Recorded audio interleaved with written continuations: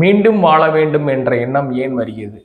பொதுவாக டிவோர்ஸ் ஆனாவே உங்களுக்கு எல்லாத்துக்கும் இந்த தாட்ஸ் எல்லாருக்கும் வரக்கூடியது தான். அது ஆணாக இருந்தாலும் சரி, பெண்ணாக இருந்தாலும் சரி.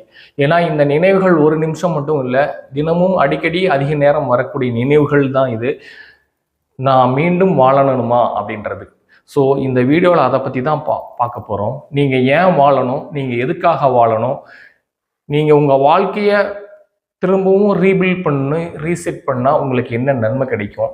ஸோ எந்த மாதிரி உங்கள் வாழ்க்கையை நீங்கள் அமைச்சிக்கிட்டீங்கன்னா உங்கள் பழைய வாழ்க்கையிலிருந்து விடுதலையாகி புதிய வாழ்க்கைக்கு நீங்கள் அடி எடுத்து வைக்கலானும், அதே மாதிரி பழைய வாழ்க்கையில் ஏற்பட்ட பிரச்சனைகளிலிருந்து நீங்கள் எப்படி தப்பிக்கலாம் அப்படின்றத பற்றி தான் இந்த வீடியோவில் நம்ம ஆரம்பத்திலேருந்து முழுமையாக பார்க்க போகிறோம். ஏன்னா இதில் ஒரு ரியல் ஸ்டோரியும் உள்ளடங்கி இருக்குது. வாழணும் அப்படின்ற எண்ணம் உங்களுக்கு மட்டும் இல்லை, அது பொதுவாக எல்லாத்துக்கும் வாழணுன்ற அந்த எண்ணம் வரும். அது சின்ன குழந்தைகள் இதிலிருந்து பெரியவர்கள் வரைக்கும் அந்த எண்ணங்கள் தான் இங்கே நிலைத்திருக்கு. ஏன்னா நம்ம வாழணும் அப்படின்ற ஒவ்வொரு தாட்டும் அதிகமாக மேலோங்கி இருக்கும். நான் உங்கள் குமரேசன் மணி, லைஃப் ரீசெட் கோச்.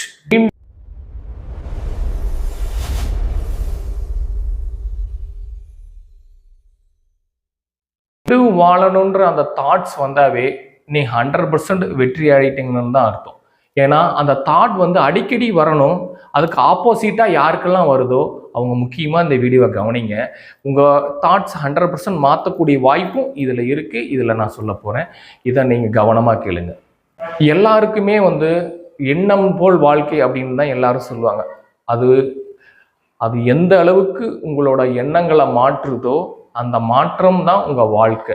அதுக்காக தான் நான் ஏன் மீண்டும் வாழணுன்ற தாட்டு உங்களுக்குள்ளே வருது, அடிக்கடி வரணும். இப்படி வந்தால் 100% கரெக்டு. இதுக்கு ஆப்போசிட்டாக சில பேர்த்துக்கு வரும். இதில் உங்களை யாருன்னு நீங்களே கீழே கமெண்ட் பண்ண, இந்த மாதிரி வந்திருக்கான்ற நீங்களும் சொல்லுங்கள், எனக்கு நான் தெரிஞ்சுக்கிறேன்.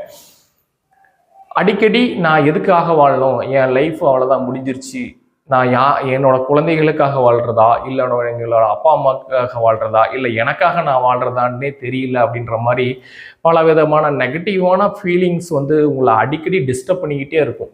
அதை நீங்கள் ஒரு ஒர்க்கு பண்ணிகிட்டு இருக்கப்போ, ஒரு சின்சியராக ஒர்க் பண்ணிகிட்டு இருப்பீங்க, திடீர்னு இந்த மாதிரி யோசனைகள் உங்கள் மைண்ட் தாட்டுக்கு வரும். அப்போ நீங்கள் டிப்ரெஷனில் போயிடுவீங்க. ஸோ உங்களோட ஒர்க்கு நடக்காது. உங்களுக்கு அந்த 1 மணி நேரமோ அந்த இல்லைனா ஒரு 1 டேவோ உங்களுக்கு ஸ்பாயில் ஆகிடும். இது மாதிரி எத்தனை பேர் உங்களுக்கு இந்த மாதிரி ஃபீல் ஆகிருக்கீங்கன்ற கீழே கமெண்ட் பண்ணுங்கள். இது ஜென்ரலாக எல்லாத்துக்கும் வரதான். ஏன்னா ஒரு இடத்துல ஒன்று இழந்துட்டோம் அப்படின்னு வச்சுக்கிங்களேன், அந்த இழப்பை நம்ம சரி பண்ணணும் அப்படின்னா அதுக்காக நம்ம முயற்சி பண்ணுவோம். அது நீங்கள் செய்யக்கூடிய ஒரு தோல்வினாலும் சரி, இல்லை நீங்கள் அன்றாட செய்யக்கூடிய ஒரு ஒர்க்கில் அது சக்ஸஸ் பண்ணாலும் அதை மீண்டும் நீங்கள் அதுக்குண்டான முயற்சிகள் எடுப்பீங்க. அது ஒரு நாளடைவில் அது வெற்றி பெற்றும். அதை நோக்கி தான் உங்களோட பயணம், அடுத்த வெற்றிக்காக நீங்கள் போராடுவீங்க. இப்படி இருக்கிற ஒரு சூழ்நிலை உங்கள் வாழ்க்கையே வெற்றி இல்லாமல் போயிடுச்சு அப்படின்ற ஒரு ஆழமான ஒரு பயங்கரமான ஒரு கருத்து உங்களுக்குள்ள ஸ்ட்ராங்காக பதிஞ்சிரும். அந்த மெமரி உங்களை ஒவ்வொரு செயல் செய்கிறப்போ நீங்கள் ஒரு ஃப்ரீடமாக ஜாலியாக இருக்கணும்னு நீங்கள் நினச்சி நீங்கள் இருந்தீங்கன்னா கூட அந்த டைமில் உங்களுக்கு சடனாக இந்த தாட்ஸ் வந்துச்சுன்னா உங்களோட டோட்டல் ஹாப்பினஸ் ஸ்பாயில் ஆகிடும். அது நீங்கள் ஒர்க் பண்ணுற பிளேஸ்னாலும் சரி, நீங்கள் ஒரு ஜாலியாக ஒரு ட்ரிப்பு போகிறனாலும் சரி, நீங்கள் அவுட் சைடில் எங்கேயாவது ஒரு ஹோட்டலுக்கோ இல்லை எங்கேயாவது நீங்கள் சாப்பிட போகும்போதோ பலவிதமான தாட்ஸ் வரும். அந்த தாட்ஸ்குள்ளே இது உங்களுக்கு தெரியாமல் மிங்கிலாகி அப்பப்போ உங்களை டிஸ்டர்ப் பண்ணிக்கிட்டே இருக்கும், இல்லைன்னா உங்களை வேதனைப்படுத்திக்கிட்டே இருக்கும். அந்த டைமில் உங்களுக்கு என்ன ஆகும்னா எல்லாத்தையும் மறந்துடுவீங்க, இதை ஒன்றையும் கையில் பிடிச்சிருவீங்க. உங்களுக்கு டிப்ரெஷன் ஆனால் அந்த ஒரு தாட்ஸை மட்டும் கையில் பிடிச்சிட்டிங்கன்னு வச்சுக்கோங்களேன், அந்த தாட்ஸ் உங்களை விடாது. ஒரு 5 மினிட்ஸ் ட்ராவல் பண்ணுவீங்க. அந்த ஹோட்டல்லையோ இல்லை நீங்கள் ஒரு பிளேஸில் ஹாப்பினஸ்க்காக போயிருந்தீங்களோ அது எல்லாத்தையும் மறந்துட்டு உங்களோட தாட்ஸ் கூட வாழ ஆரம்பிச்சிருங்க. நீங்கள் அதை ஃபோக்கஸ் பண்ண ஆரம்பிச்சிருங்க. ஸோ உங்களோட டோட்டலோட பாடினோட மெட்டபாலிசமே உங்களுக்கு மாறிடும். இந்த மாதிரி இருக்க வேண்டாம். இதுக்கு பதிலாக நீங்கள் ஏன் வாழணுன்ற அந்த தாட்ஸ் வந்துச்சு இல்லை, அப்போ நீங்கள் அதை கையில் பிடிச்சிடணும். அந்த தாட்ஸு, அந்த எமோஷனல் வந்துச்சு இல்லை, நான் ஏன் வாழணுன்ற அந்த கேள்வி வந்தாவே நான் இனிமேல் வாழணுன்ற ஒரு ஆன்சர் உங்கள் கூட அதுவே வந்துடணும். அப்படி வரலைன்னா இந்த வீடியோ பார்க்குற இந்த நிமிஷம் இதை நீங்கள் இனிமேல் மாற்றிக்கோங்க. அந்த தாட்ஸை, அந்த எமோஷனலை ஆக்ஷனாக மாற்றுங்க. அந்த ஆக்ஷன் பெருசாக வேண்டாம், நான் பெருசாக வாழணும், உடனே நான் எனக்கு மாற்றம் வேணும் அப்படின்றத நீங்கள் இந்த நிமிஷத்தில் யோசிக்காதீங்க. அந்த ஆக்ஷனை சின்ன சின்ன ஆக்ஷனுக்காக அடாப்ட் பண்ணுங்கள். அந்த ஆக்ஷனில் வரக்கூடிய ரிசல்ட்டை நீங்கள் வந்து கவனிச்சிங்கன்னா அந்த எமோஷ்னல் ஆக்ஷனாக மாறப்போ அந்த ஆக்ஷன் மிகப்பெரிய ஒரு வாழணும் அப்படின்ற ஒரு தாட் ப்ராசஸை உங்களை இன்னும் ஹை ரேஞ்சில் உங்களை கூட்டிகிட்டு போகும். அதுக்கு பின்னாடி நீங்கள் ட்ராவல் பண்ண ஆரம்பிச்சிருவீங்க. ஸோ அந்த ஆக்ஷனை ப்ராமிஸ் பண்ணுங்கள். அடுத்து நெக்ஸ்ட்டு அந்த ப்ராமிஸ் எப்படி இருக்குன்னா, இனிமேல் நான் வாழ்ந்தே ஆகணும் அப்படின்ற அந்த ப்ராமிஸை, அந்த சின்ன சின்ன ஆக்ஷனை உங்கள் லைஃப் ஆக்ஷனாக நீங்கள் சேஞ்ச் பண்ணிவிடுங்க. சிம்பிள், அவ்வளோதான். இதை வந்து நீங்கள் ட்ராவல் பண்ணுறப்போ உங்களோட எமோஷ்னல் ஆக்ஷனாக கன்வெர்ட் ஆகும். அந்த ஆக்ஷன் உங்களோட லைஃப் பர்பஸாக மாறும். அந்த லைஃப் பர்பஸ் உங்களோட அச்சீவராக உங்களை மாற்றும். பட் ஆனால் ஃப்ராக்ஷன் ஆஃப் செகண்டில் அப்பப்போ வரும். அதையும் தாண்டி நான் இதில் வெற்றி அடைவேன், என் வாழ்க்கையை நான் நிர்ணயிப்பேன், என்னால் முடியும், நானும் வாழ்வேன், என் வாழ்க்கையை மாற்றக்கூடிய ஃபீலிங்ஸை, எமோஷனலை, ஆக்ஷனை நான் ப்ராமிஸோட, பர்பஸோட, என்னோட கோலுக்காகவோ எனக்காகவோ நான் வாழ்ந்தே ஆவேன் அப்படின்ற ஒரு சின்ன இந்த தாட் ப்ராசஸை அடிக்கடி உங்களுக்குள்ள கொஞ்சம் கொஞ்சமாக இன்க்ரீஸ் பண்ணுங்கள். டே பை டேவை இன்க்ரீஸ் பண்ணிக்கோங்க. அது வந்து ஒவ்வொரு டைம் பிட்வீன் கேப்பில் 1 ஹவருக்கு இதை வந்து உள்ளுக்குள்ளே நீங்கள் இன்புட் கொடுத்துக்கிட்டே இருங்க. அப்போ என்னன்னா அது ஆக்ஷனாக மாறி அதுக்கு உங்கள் ஃபீலிங்ஸை வந்து ஸ்டாப் பண்ணி வச்சிடும். அப்போது இந்த இடத்துல ஃபீலிங்ஸ் தான் ஆக்ஷனாக மாறுது, ஆக்ஷன் தான் ரிசல்ட்டாக மாறுது. அப்போ உங்களுக்கு ஆட்டோமேட்டிக்காக ரிசல்ட் வந்துடும். உங்களோட டே ரிசல்ட் வந்தாவே உங்கள் லைஃப் மாறிடும். ஒவ்வொரு நாள் டே ரிசல்ட் வந்தாவே அது எங்கே அக்குமுலேட் ஆகிப்போம், ஹை பாயிண்டில் போகும்னா உங்களோட லைஃப்காக போயிடும். அப்போது லைஃப்ன்றது ஆட்டோமேட்டிக்காக உங்களுக்கு சேஞ்ச் ஆகிரும். அந்த மாற்றம் நீங்கள் கொஞ்சம் கொஞ்சமாக உங்கள் பின்னாடியே வந்துக்கிட்டே துரத்திக்கிட்டே வரும். அது ஒரு சடன் பீரியடில் ஒரு இடத்துல நீங்கள் பிரேக் ஆவீங்க. அந்த இடத்துல திரும்பி பார்க்குறப்போ உங்களுக்கு என்னென்னா, ஓ நமக்கும் இந்த மாதிரி ஒரு டிரான்ஸ்ஃபர்மேஷன் லைஃப்பில் ஏற்பட்டிருக்கு அப்படின்றத அந்த ஃபீல் ஒரு பாண்டிங்காக ஒவ்வொரு நாளாக வந்தது சேர்த்து மொத்தமாக உங்ககிட்ட வந்து ஒரு பாயிண்டில் வந்து நிற்கிறப்ப தான் உங்களுக்கு புரியும். ஓகே, நீங்கள் அப்போ தான் அக்செப்ட் பண்ணுவீங்க. அது வரைக்கும் நீங்கள் ட்ரை பண்ணுங்கள். அதுக்காக போராடலாம் வேணாங்க எதுவுமே. அதுக்காக சின்ன சின்ன முயற்சிகள் எடுங்க. அந்த சின்ன சின்ன முயற்சிகள் உங்கள் வாழ்க்கையை உருவாக்கக்கூடிய ஒரு வேராக இந்த இடத்துல இருக்கும். இப்போது ஒரு எக்ஸாம்பிள் சொல்கிறேன். ஒரு செடி வளர்க்குறீங்க, அதை வந்து சின்னதுலேருந்து வளர்க்குறீங்கன்னு வச்சுக்கங்களேன். கீழே வந்து வேர் வந்துக்கிட்டே இருக்கும். அந்த வேர் வந்து அதிகமாக ஸ்ப்ரெட் ஆகி பூமியில் போயிட்டுருக்கும். ஸோ அப்போ வந்து அந்த ரூட் வந்து வளர்ந்துக்கிட்டே வரும். ஒரு சடன் பீரியடில் அதில் வந்து பூ வர ஆரம்பிக்கும். அப்போ நீங்கள் நினைப்பீங்க ஒரு பூ வரப்போ உங்களுக்கு ரொம்ப அழகாக இருக்கும், அதை ரொம்ப ரசிப்பீங்க. ஆனால் என்ன உண்மை தெரியுமா, அந்த செடியில் எத்தனை பூக்கள் வருதுன்னு உங்களுக்கு தெரியாது. பட் ஆனால் அதுக்குள்ளே அவ்வளோ ரகசியங்கள் இருக்குது. அந்த மாதிரி தான் உங்கள் வாழ்க்கையும். அந்த ஒரு டைமு, அந்த ஒரு நிமிஷம், அந்த ஒரு எண்ணத்தை அந்த எமோஷ்னல் ஆக்ஷனாக மாற்றி அதில் ரிசல்ட்டை கண்டுட்டிங்கன்னா இதே மாதிரி தான் இந்த பூக்கள் எப்படி எண்ணற்ற பூக்கள் அதில் பூத்து இருக்கும். பட் ஆனால் ஒவ்வொரு ஸ்டேஜுக்கு ஒவ்வொரு பூக்கள் கொடுத்து அதை எப்படி நீங்கள் ரசித்து பயன்படுறீங்களோ அந்த மாதிரி உங்கள் வாழ்க்கையிலும் நிறைய விஷயங்கள் வெற்றி அடையலாம்.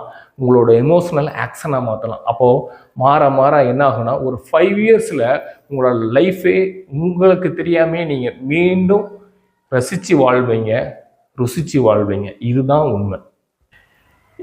என்கிட்ட கோச்சிங் பண்ண ஒருத்தர் கோச்சிங் அட்டன் பண்ணார். என்கிட்ட ரொம்ப நேரம் பேசின பிறகு சரி நான் கோச்சிங் எடுத்துக்கிறேன் அப்படின்ட்டு அவர் ஃபிக்ஸ் பண்ணிட்டார்.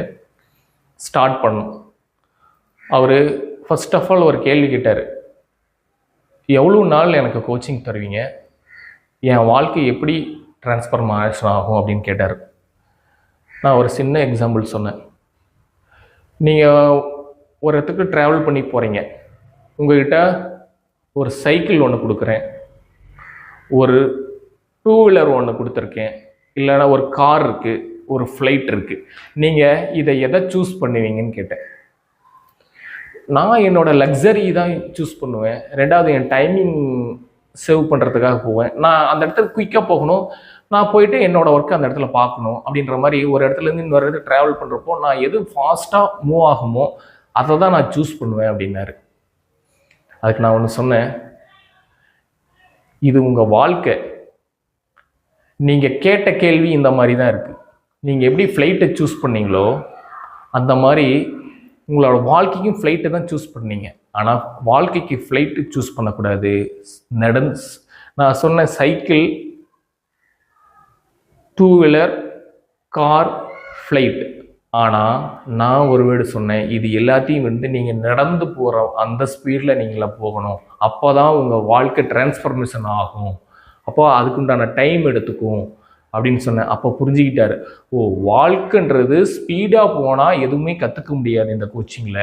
ஸோ நடந்து போகிற ஸ்பீடில் போனால் தான் முழுமையாக கற்றுக்கிட்டு உங்கள் லைஃப் டிரான்ஸ்ஃபர்மேஷன் ஆகும் அப்படின்னு சொன்னதுன்னு அவருக்கு ஒரு ஒரே ஒரு ஆன்சர் தான் என்கிட்ட சொன்னார். சார், நீங்கள் என்ன சொல்கிறீங்களோ அதை மட்டுமே நான் ஃபாலோ பண்ணுறேன்ட்டு அவர் தன்னை உங்ககிட்ட நான் அர்ப்பணிச்சிக்கிறேன் அப்படின்னு ஒரு வேர்டை சொல்லிட்டார். இதெல்லாம் வேணாங்க, உங்கள் வாழ்க்கை டிரான்ஸ்ஃபர்மேஷன் ஆகணும், அதுக்கு உண்டான கிளாரிட்டி நம்மகிட்ட இருக்குது, அதுக்கு உண்டான கிளியர் டைரக்ஷன் மாஸ்டரி மெத்தடை தான் யூஸ் பண்ணுறோம். இதை மட்டும்தான் நான் அவர்கிட்ட சொன்னேன். அவர் இப்போ வாழ்க்கை பாதி கடந்துட்டார். அவரோட பயத்திலேருந்து வெளியே வந்துட்டார், அவரோட பழைய நினைவுகள்லேருந்து வெளியே வந்துட்டார், தனக்குத்தானே ஏற்படுத்திக்கிற அந்த வேதனையிலிருந்து ஃபர்ஸ்ட் ஆஃப் ஆல் வெளியில் வந்துட்டார்.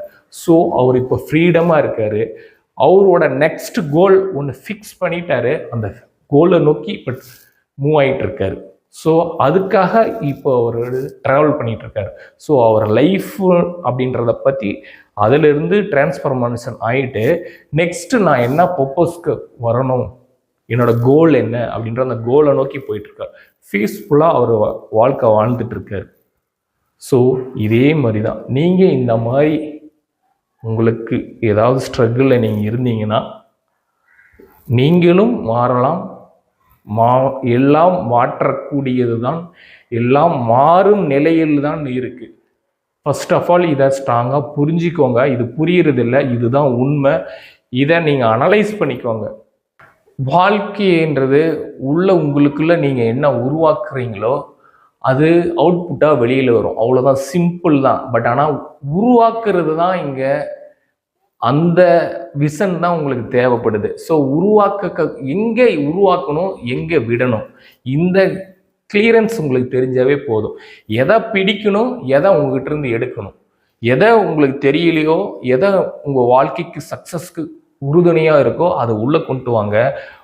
ஏற்கனவே உங்களுக்குள்ள இருக்கிற ஒரு சக்ஸஸையே மறந்து உங்களுக்குள்ளேயே எப்பயுமே உங்கள் உடம்புக்குள்ளே பூந்துக்கிட்டு இருக்கிற அந்த நெகட்டிவ் தாட்ஸையும் அந்த நெகட்டிவ் மைண்ட் செட்டையும் அந்த நெகட்டிவ் பிலீஃபையும் தூக்கி வெளியில் போடுங்க. தேவையான்றது வெளியில் போட்டாவே தேவையான்றது உள்ளே வந்துடும். இதே தான் உங்கள் வாழ்க்கைக்கும், உங்கள் வாழ்க்கையில் நீங்கள் அச்சீவ் பண்ணணும்னா இதுதான் ஃபண்டமெண்டல். இந்த வீடியோ உங்களுக்கு பிடிச்சிருதுன்னா ஒரு லைக் பண்ணுங்கள், ஷேர் பண்ணுங்கள். நீங்கள் பண்ணுற ஒரு ஷேர் உங்கள் குடும்பத்தையும் காப்பாற்றலாம், இல்லைன்னா மற்றவரோட குடும்பத்தையும் காப்பாற்றலாம், இல்லைன்னா புதியதொரு வாழ்க்கையும் உருவாக்கலாம்.